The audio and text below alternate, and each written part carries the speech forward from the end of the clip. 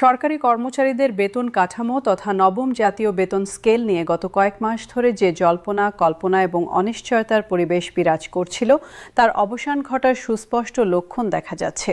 দেশের রাজনৈতিক ও প্রশাসনিক পরিমণ্ডলে বেতন স্কেল প্রসঙ্গে নতুন করে আলোচনার কেন্দ্রবিন্দুতে স্থান করে নিয়েছেন বিএনপির ভারপ্রাপ্ত চেয়ারম্যান তারেক রহমান এবং অন্তর্বর্তীকালীন সরকারের প্রধান উপদেষ্টা। সম্প্রতি প্রদত্ত তাদের পৃথক তথাকথিত কিন্তু সমন্বিত বক্তব্যে এটি দ্ব্যর্থহীন ভাবে স্পষ্ট হয়েছে যে দেশ স্বাভাবিক অবস্থায় ফিরে আসা এবং একটি নির্বাচিত গণতান্ত্রিক সরকার ব্যবস্থা প্রতিষ্ঠিত হওয়ার পরবর্তী সময়েই নবম জাতীয় বেতন স্কেল চূড়ান্তভাবে কার্যকর করা হবে। তারেক রহমান তার সাম্প্রতিক বক্তব্যে অত্যন্ত পরিষ্কার এবং দ্ব্যর্থহীন ভাষায় জানিয়েছেন যে নবম জাতীয় বেতন স্কেল নিয়ে হতাশাগ্রস্ত হওয়ার কোনো যৌক্তিক কারণ নেই। তিনি স্পষ্টভাবে বলেছেন এই বেতন স্কেল কোনোভাবেই বাতিল অথবা প্রত্যাহার করা হয়নি, বরং এটিকে আরও বাস্তবসম্মত এবং যুগের চাহিদার সাথে সামঞ্জস্যপূর্ণ করে চূড়ান্ত করার কার্যক্রম নিরবচ্ছিন্নভাবে চলমান রয়েছে। তার বিশ্লেষণ অনুসারে বর্তমান আন্তর্জাতিক ও জাতীয় অর্থনৈতিক বাস্তবতাকে উপেক্ষা করে দ্রুততার সাথে কোনো বেতন কাঠামো ঘোষণা করা হলে তা দীর্ঘমেয়াদে টেকসই এবং কার্যকর থাকবে না। এ কারণেই নতুন করে সূক্ষ্ম এবং পুঙ্খানুপুঙ্খভাবে হিসাব নিকাশ সম্পন্ন করে এবং রাষ্ট্রীয় কোষাগারের সক্ষমতা ও আর্থিক সামর্থ্য যাচাই করে বেতন স্কেল চূড়ান্ত করার সুস্পষ্ট নির্দেশনা প্রদান করা হয়েছে। তারেক রহমান বিশেষভাবে এবং গুরুত্বের সাথে উল্লেখ করেছেন যে নতুন বেতন কাঠামোতে নিম্ন ও মধ্যম শ্রেণীর কর্মচারীরা যাতে প্রত্যক্ষভাবে এবং সর্বাধিক পরিমাণে উপকৃত হন এবং সুবিধা লাভ করেন সেদিকে সর্বোচ্চ অগ্রাধিকার নিশ্চিত করা হবে। তার এই আশাব্যঞ্জক এবং উৎসাহব্যঞ্জক বক্তব্যের পরবর্তী সময়ে হতাশা এবং উদ্বেগে নিমজ্জিত কর্মচারী মহলে নতুন করে প্রত্যাশা, আশা এবং আস্থার সঞ্চার হয়েছে। তারেক রহমান তার রাজনৈতিক দূরদর্শিতা এবং অভিজ্ঞতা থেকে আরও জানিয়েছেন যে নির্বাচন পূর্ব সময়ে অথবা একটি অন্তর্বর্তীকালীন শাসন আমলে আকস্মিকভাবে এবং হঠাৎ করে এত বৃহৎ একটি অর্থনৈতিক সিদ্ধান্ত বাস্তবায়ন করা তার রাজনৈতিক মতাদর্শ এবং দর্শনের সাথে সঙ্গতিপূর্ণ নয়। তিনি দৃঢ়ভাবে বিশ্বাস করেন একটি অবাধ, সুষ্ঠু এবং নিরপেক্ষ নির্বাচনের মাধ্যমে জনগণের পূর্ণাঙ্গ ম্যান্ডেট এবং সমর্থন নিয়ে গঠিত সরকারের পক্ষেই কেবলমাত্র এই ধরনের বৃহৎ এবং দীর্ঘমেয়াদী অর্থনৈতিক সিদ্ধান্ত বাস্তবায়ন করা যুক্তিসঙ্গত এবং গ্রহণযোগ্য। সে কারণে তিনি সংশ্লিষ্ট কর্তৃপক্ষকে নির্দেশনা প্রদান করেছেন যে নির্বাচন সম্পন্ন হওয়ার পর এবং একটি স্থিতিশীল সরকার গঠিত হওয়ার অব্যবহিত পরেই নবম জাতীয় বেতন স্কেল কার্যকর করতে হবে।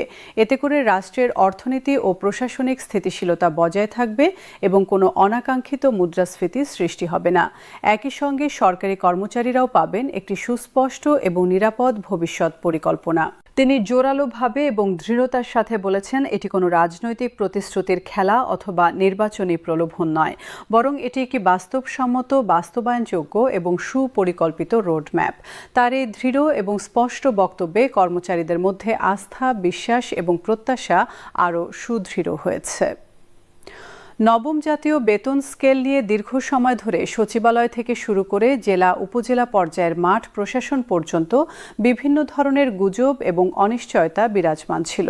কেউ কেউ বলছিলেন রাষ্ট্রীয় অর্থ সংকটের কারণে এটি স্থগিত করা হয়েছে, আবার কেউ কেউ ধারণা করছিলেন এটি সম্পূর্ণভাবে বাতিল হয়ে যাবে। তারেক রহমানের এই সাম্প্রতিক এবং সময়োপযোগী বক্তব্য সেই সব ভিত্তিহীন গুজব এবং গুঞ্জনের অবসান ঘটিয়েছে।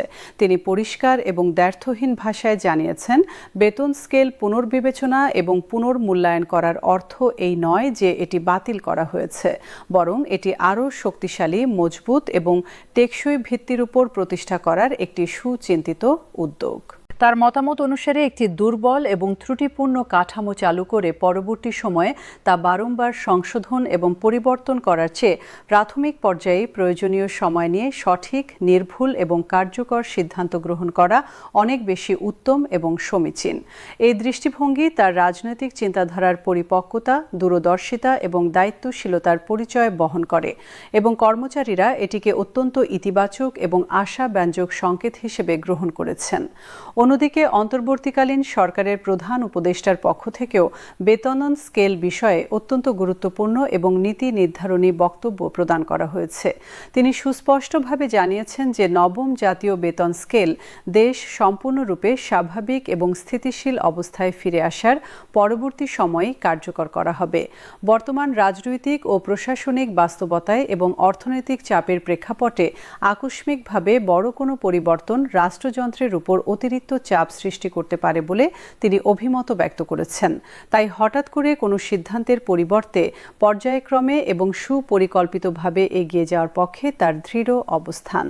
তিনি আশ্বাস এবং নিশ্চয়তা প্রদান করেছেন যে দেশ স্বাভাবিক হওয়ার সাথে সাথে নতুন বেতন স্কেল কার্যকরীকরণের সকল প্রস্তুতি এবং ব্যবস্থা সম্পন্ন অবস্থায় থাকবে, যাতে ঘোষণার পরবর্তী সময়ে তা বাস্তবায়নে কোনোরূপ বিলম্ব অথবা জটিলতা সৃষ্টি না হয়। এর ফলে প্রশাসনিক ব্যবস্থাপনায় কোনো ধরনের অস্থিরতা, বিশৃঙ্খলা অথবা বিভ্রান্তি সৃষ্টি হবে না। প্রশাসনিক বিশ্লেষক এবং পর্যবেক্ষকরা মনে করছেন প্রধান উপদেষ্টার এই বক্তব্য তারেক রহমান নির্দেশনা এবং দিক নির্দেশনার সাথে সম্পূর্ণভাবে সামঞ্জস্যপূর্ণ এবং সমন্বিত এবং উভয় নেতাই রাষ্ট্রীয় স্থিতিশীলতা, অর্থনৈতিক নিরাপত্তা এবং প্রশাসনিক শৃঙ্খলাকে সর্বোচ্চ অগ্রাধিকার প্রদান করছেন। সরকারি কর্মচারীদের জন্য নবম জাতীয় বেতন স্কেল কেবলমাত্র মাসান্তে কিছু অতিরিক্ত টাকা পাওয়ার বিষয় নয়, এটি তাদের সামাজিক মর্যাদা, জীবনযাত্রার মান এবং ভবিষ্যৎ নিরাপত্তার সাথে প্রত্যক্ষভাবে সম্পর্কিত একটি অত্যন্ত গুরুত্বপূর্ণ বিষয়। বর্তমানে নিত্য প্রয়োজনীয় পণ্যের মূল্য আকাশচুম্বী হারে বৃদ্ধি পাচ্ছে, গৃহ ভাড়া ক্রমাগত বাড়ছে, সন্তানদের শিক্ষা ব্যয় এবং চিকিৎসা সেবার খরচের চাপ পূর্বের যে কোনো সময়ের তুলনায় অনেক গুণ বেশি। এই কঠিন বাস্তবতা মাথায় রেখে বেতন স্কেল পুনর্গঠনের প্রয়োজনীয়তার কথা বলা হচ্ছে। তারেক রহমানের বক্তব্যে এটি সুস্পষ্টভাবে প্রতিফলিত হয় যে তিনি কর্মচারীদের এই সংকট সমস্যা এবং কষ্ট গভীরভাবে অনুধাবন করেন এবং উপলব্ধি করেন। তিনি দৃঢ়ভাবে বিশ্বাস করেন যে একটি সন্তুষ্ট, দুশ্চিন্তামুক্ত এবং অনুপ্রাণিত প্রশাসন ব্যবস্থাই একটি কার্যকর, সফল এবং জনবান্ধব রাষ্ট্রযন্ত্রের মূল ভিত্তি।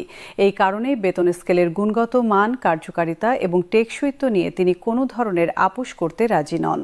ধারণা করা হচ্ছে নবম বেতন স্কেল চূড়ান্ত হলে গ্রেড কাঠামোতে উল্লেখযোগ্য এবং ইতিবাচক পরিবর্তন আসতে পারে, বিশেষ করে নিম্ন গ্রেডের কর্মচারীদের বেতন যাতে সম্মানজনক এবং জীবনযাপনের উপযোগী পর্যায়ে উন্নীত হয় এবং তারা যাতে দারিদ্র্যসীমার উপরে উঠে আসতে পারেন সে বিষয়টি সর্বাধিক গুরুত্ব লাভ করছে।